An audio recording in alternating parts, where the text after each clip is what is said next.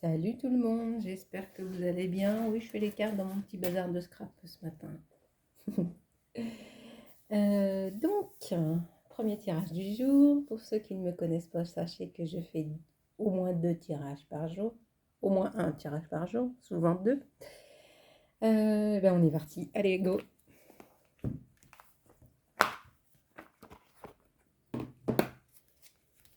Donc, le nouvel oracle du Petit Lenormand. Voyez dedans comment c'est.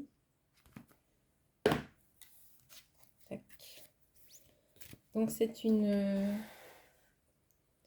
un tirage que je fais pour vous et pas pour moi. Il vous faut choisir une question et ensuite l'une des 3 cartes. Je vais tirer.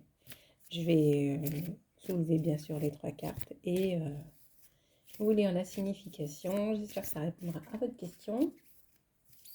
N'hésitez pas à mettre des petits pouces et puis des petits commentaires si vous voulez. Ça me fait toujours plaisir.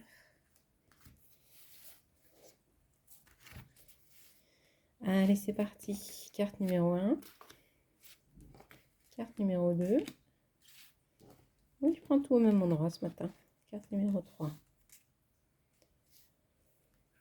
Allez. Bon, Cécilia, toujours pareil. Hein. Les petits baby-choux sont dans le ventre.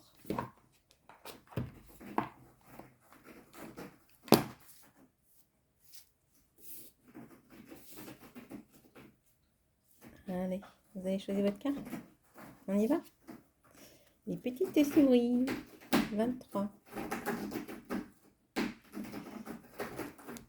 Alors, Nirvana qui fait du bruit comme d'hab.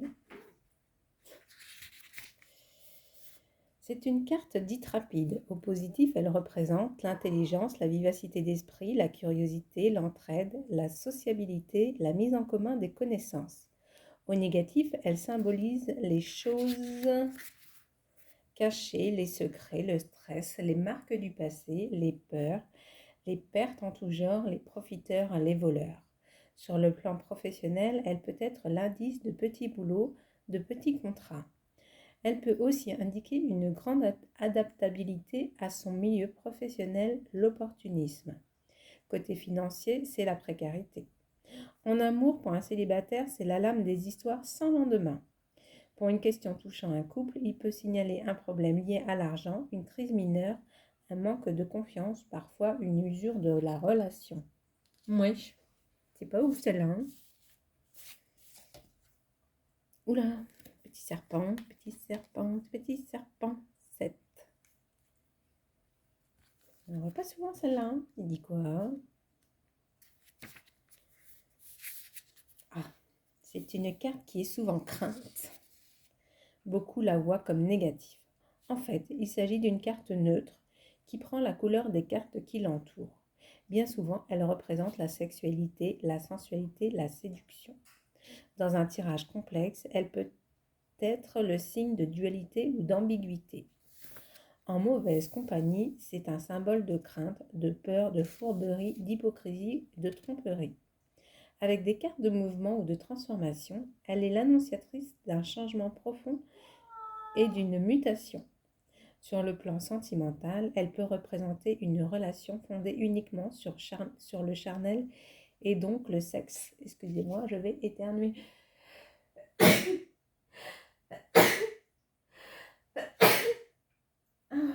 Excusez-moi.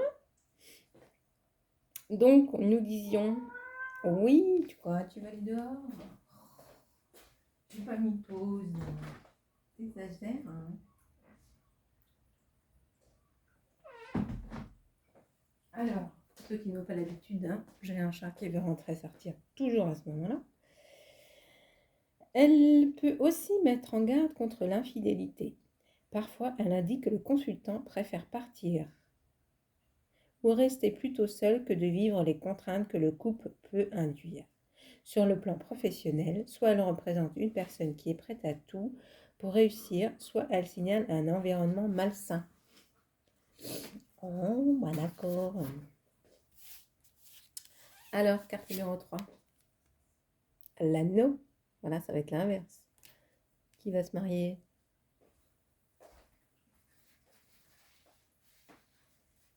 Alors, allons-y. Que dit cet anneau? 25. C'est une très bonne carte. Ah bah voilà, numéro 3. C'est de la chance. Elle est signe d'accord, d'officialisation de contrat à venir. Ainsi, lorsqu'elle apparaît, il y a un mariage dans l'air, un contrat intéressant ou une association avantageuse à venir. Sur le plan professionnel, elle indique que le consultant est bien entouré. Le travail d'équipe s'avérera payant.